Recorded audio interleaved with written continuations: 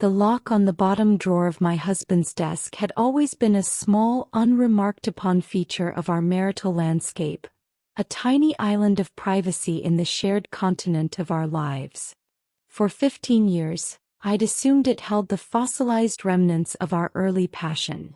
The mixtapes he'd made me in college, the embarrassingly earnest poems I'd written him, the tangible proof of a love that once felt as vast and uncharted as an ocean.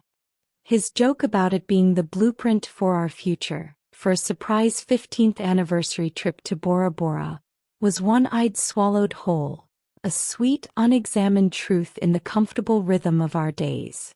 My name is Sarah, and my greatest mistake was believing that the map of my husband's heart was a territory I had already fully explored. Our life was a carefully constructed diorama of suburban contentment. Jason, 37, was the successful, if slightly stressed, architect, his hair just beginning to silver at the temples, giving him a distinguished air I used to find endlessly attractive.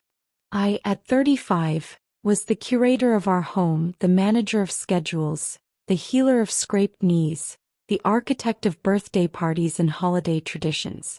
Our children, Emily, 13, with her fierce intelligence and a gaze that was beginning to see right through adult platitudes, and Liam, 10, all scabby knees and unbridled enthusiasm for dinosaurs, were the sun around which our world revolved. We were a team, or so I had believed. But teams required trust, and mine and Jason was about to be atomized. The first fissure appeared subtly, a hairline crack in the foundation. It started about 6 months before the end. The late nights at the office, once a rarity, became a weekly occurrence. His phone, once left charging casually on the kitchen counter, became a permanent, secretive appendage, guarded with a new 6-digit passcode. "The Oceanic Resorts project is a beast," he'd explain, massing his temples. "The client is demanding, the deadlines are insane. It's just for a little while longer, Sarah. Then we'll take that trip, just you and me." His words were soothing, but his eyes, when he thought I wasn't looking, held a distant, calculating light I didn't recognize. I tried to be the supportive wife. I left dinners warming in the oven. I stopped asking too many questions. I gave him the space he seemed to crave. But the gnawing in my gut grew into a persistent, silent scream. It was the little things. The scent of an unfamiliar, expensive perfume on his coat. Jasmine Noir. He said it was the new air freshener in his car. The way he'd end a call abruptly when I entered the room, his voice shifting from an intimate low murmur to a brusque professional tone. The geography of my husband was changing, and I was no longer given a map. The discovery of the key was an accident born of a mundane domestic chore. I was dusting his nightstand, moving the usual clutter, a half-read thriller, a bottle of cologne, a framed photo of the 4 of us at Disneyland, when the book caught my eye. Principles of Structural Integrity. It was thick, dense, the kind of tome I'd never seen him actually read. It felt oddly heavy. A random shake revealed nothing, but an instinct, a primal pull from the core of my being, made me open it. The center had been meticulously hollowed out. And there, nestled in the fake cavity, lay a small, cold, silver key. Holding it felt like holding a live wire. This was the key to the drawer. This was the key to the blueprint. My heart hammered a frantic, panicked rhythm against my ribs. This was a violation, a breach of the unspoken contract of trust that holds a marriage together. But the alternative, the corrosive, soul-eating doubt, was a far greater terror. I had to know. I waited for a night he was, ironically, at another emergency project review. The house was a tomb, silent save for the hum of the refrigerator and the soft, sleeping breaths of my children drifting from their rooms. I crept into his office, the room that had slowly morphed from a shared space into his private sanctum. The air smelled of his cologne and faintly of that damn Jasmine Noir. The key slid into the lock with a soft, definitive click. It was the sound of my old life ending. I pulled the drawer open. There were no love letters. No holiday brochures. No mixtapes. The contents were a curated collection of my own destruction. A sleek, black burner phone. A thick, cream-colored manila folder. And on top of it all, a single glossy 8 by 10 photograph. My fingers trembled as I picked it up. The woman was stunning, with razor-sharp cheekbones and dark, intelligent eyes that held a chilling, imperious confidence. She stood on a balcony overlooking a cityscape I recognized as Dubai, her hand resting on the railing as if she owned the very skyline. This was not a mistress in the tawdry, conventional sense. This was a predator. A cold dread entirely different from the heat of jealousy, seeped into my bones. I picked up the burner phone. It was, of course, password protected. My attention turned to the folder. The first document was a life insurance policy. My life insurance policy. For $5 million. Jason had mentioned taking one out a year ago. Just to be safe for the kids' future, he'd said, his tone practical, loving even. I'd signed the papers without a second thought. But this was different. The beneficiary wasn't Jason. It was listed as the Elena Rostova Trust. Elena Rostova. The woman in the photograph. I didn't know the name. I felt the room tilt, my vision tunneling. I frantically shuffled through the other pages. Bank statements from an offshore entity in the Cayman Islands, showing deposits of $200,000, $500,000, all funneling into an account numbered 1147-228B. There were schematics, but not for buildings. They were the detailed blueprints of our own home. Our safe, familiar home. And someone had marked them up with a meticulous, malevolent precision. A red circle around the gas line connection behind the kitchen stove. A yellow highlight over the electrical panel, specifically the circuit for our master bedroom. A careful, hand-drawn X on the railing of the second floor landing overlooking the foyer's marble floor. This wasn't an affair. This was a premeditated, meticulously planned assassination. My husband wasn't cheating on me, he was contracting my murder. The sound of the garage door opening was like a gunshot in the silent house. Panic, pure and primal, seized me.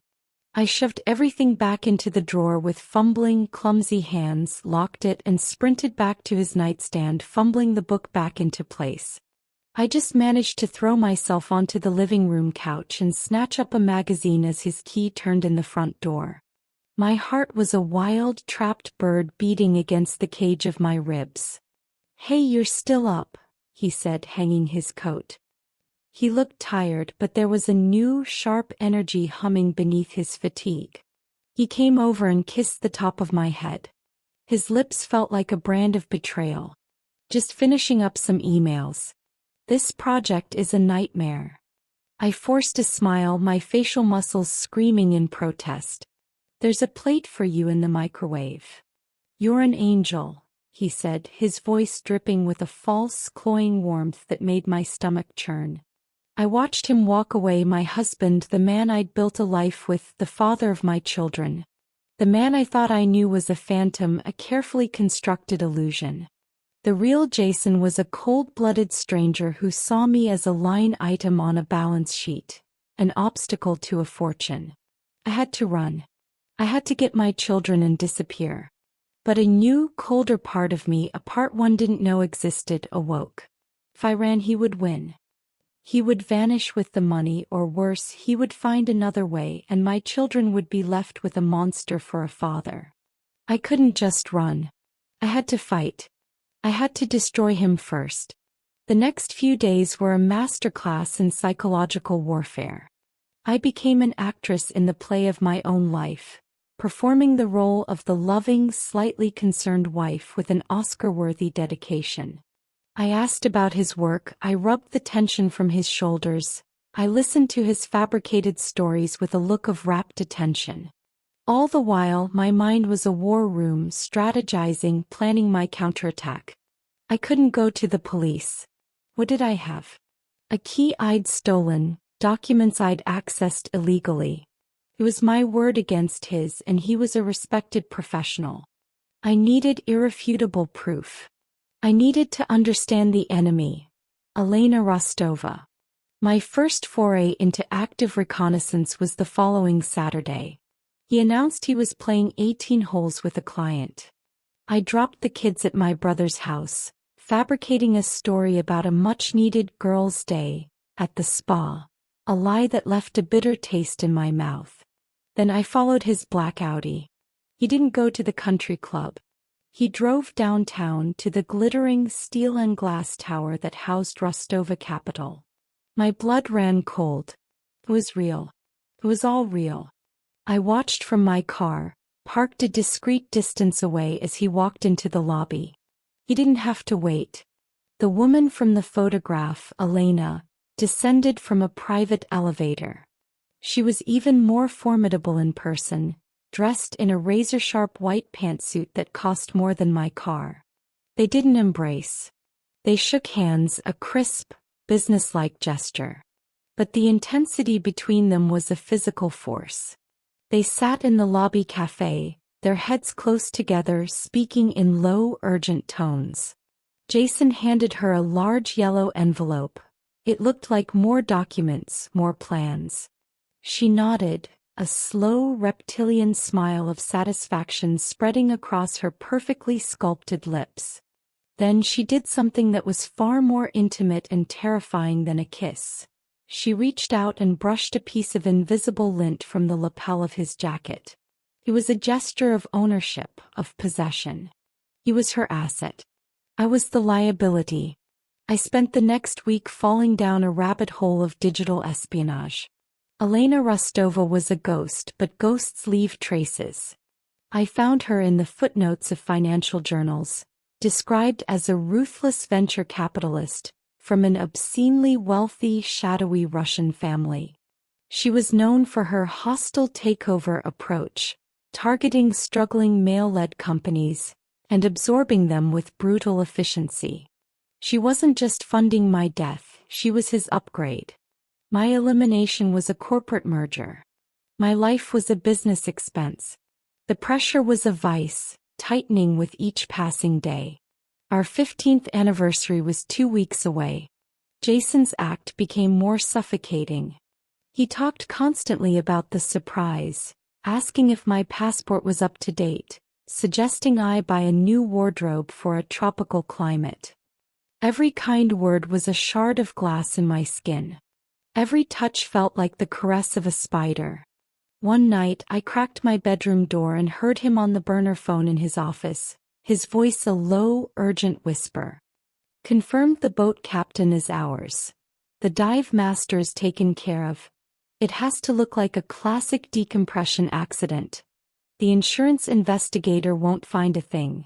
The full payout is critical for the Rostova Capital merger. A decompression accident. On a boat. During our anniversary trip. The pieces of his horrific puzzle snapped into place with a final, sickening clarity. He was going to kill me far from home in international waters, where oversight was lax and authorities could be paid off. I was trapped in a gilded cage, a prisoner in my own home, awaiting my own execution. Desperation began to curdle into a cold, hard resolve. If I couldn't prove his intent from the outside, I would have to do it from within the trap. I signed up for a Krav Maga class, telling Jason it was a new, intense fitness trend. I started researching toxicology, learning to identify the tastes and smells of common poisons. I became a ghost in my own life, tasting my food before I ate, checking my car's brake lines with a flashlight, living in a state of constant hypervigilant terror. The final straw, the moment that transformed my fear into icy, focused rage, came one afternoon a week before D-Day. I was vacuuming Liam's room, trying to impose order on the delightful chaos of his dinosaur models and soccer posters. As I moved his bed to clean underneath, a glint of metal caught my eye.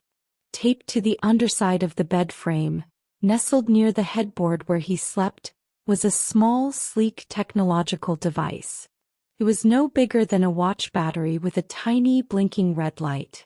It wasn't a toy. It was a sensor. My blood turned to ice. He was using our son. He was monitoring our son. Was it a listening device? A tracker? Something more sinister? I didn't touch it. I just stared at it, a fresh, all-consuming wave of maternal fury washing over every other emotion. He had brought our children directly into the crossfire. This was no longer just about me. That was the moment I stopped being a potential victim and became a hunter. My plan was reckless, a Hail Mary pass born of utter desperation. I would turn his own meticulously laid trap against him. I needed an ally. I went to the one person from my past I believed I could still trust, a man I'd known in college, Mark. He was now a private investigator, a bit jaded but with a core of integrity I remembered. I met him in his nondescript, slightly shabby office, the air smelling of stale coffee and old paper. I laid it all out, the drawer, the insurance policy, Elena, the boat, the device under Liam's bed. I laid my shattered world at his feet. He listened, his expression growing graver with each revelation. He steepled his fingers. This is beyond. The evidence is circumstantial, but the pattern is there. It's a hell of a pattern. The device. Let me see if I can get a look at it, identify it. In the meantime, you document everything. Every conversation, every trip he takes. And for the love of God, be careful. You're playing with sharks. 2 days later, Mark called, his voice tight with a new urgency. It's a biometric sensor, Sarah. State of the art. It monitors heart rate, respiration, and movement. It's not a bomb, but it's espionage grade. He's tracking your son's vitals. He's using him as a proxy to know the household status. When people are asleep, when the house is empty, when you're stressed. He's data mining his own family. The horror was so profound it was almost serene. Jason was treating us like a corporation he was about to liquidate. The night before our anniversary, Jason presented me with the tickets with a theatrical flourish. The Oceanic Resort's private island in the Maldives, he announced, his eyes shining with a grotesque parody of excitement. We leave tomorrow. Just us. The adventure of a lifetime. The final piece of the snare was set. I looked at his face, at the genuine thrill in his eyes. The thrill of a man about to close the most lucrative deal of his life, and I made my choice. I would walk into the lion's den, but I wouldn't be going in unarmed. It sounds perfect, Jason, I said, my voice unnervingly steady. I can't wait. The day of our departure was a surreal pantomime of normalcy. I packed my bag, carefully concealing the tools Mark had provided. A personal GPS tracker sewn into the lining of my swimsuit, a tiny voice-activated recorder disguised as a hair clip, and a small waterproof panic button that would send an immediate distress signal to Mark's phone. Saying goodbye to Emily and Liam was the hardest thing I have ever done.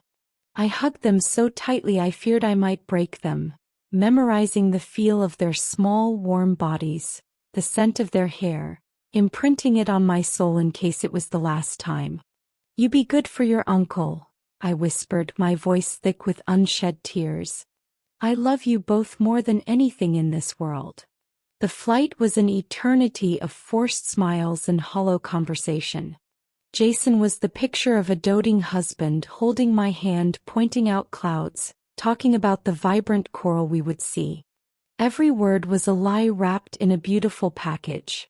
We arrived at the resort, a vision of impossible luxury.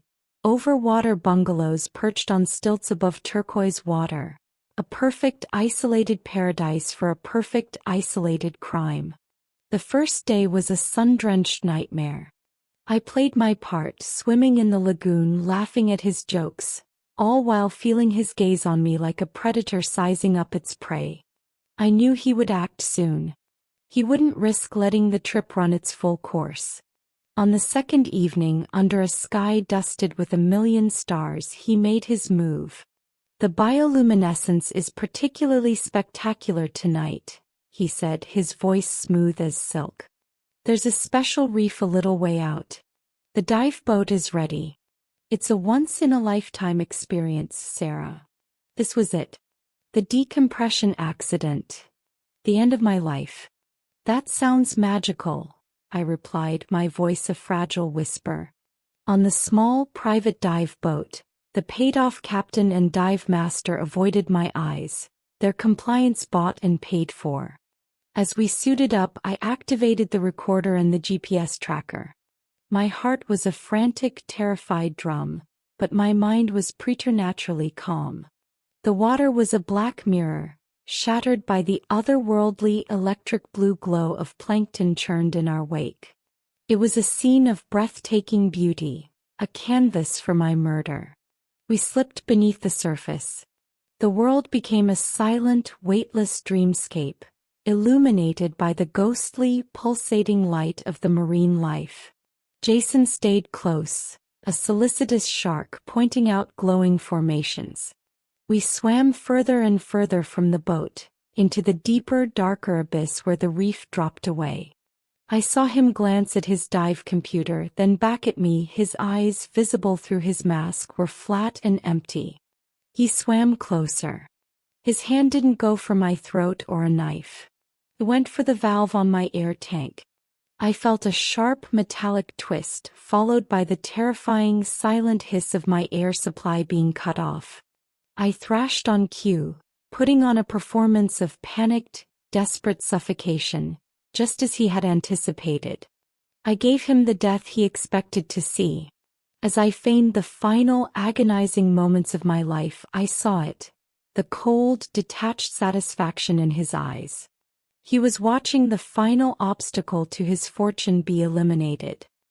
He moved in as if to assist his struggling wife, but his true intention was to hold me down to ensure the job was done. But I was ready. As his hands closed on my shoulders, I didn't fight him. I let my body go completely limp, a dead weight in the water. He held me for a long moment, then released me. My body began to drift, carried by the gentle, deep ocean current.